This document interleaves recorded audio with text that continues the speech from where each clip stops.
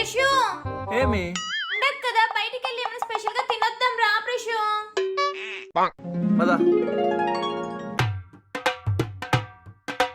ప్రశు restaurant కి time అవుతోంది పోదాం పా.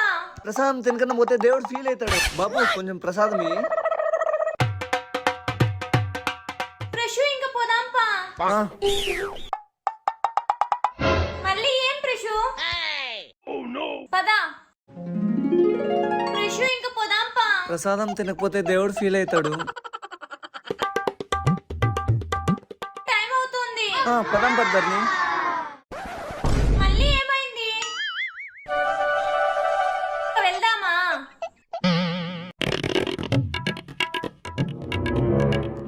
ధర్ని ఇప్పుడు పోదామా?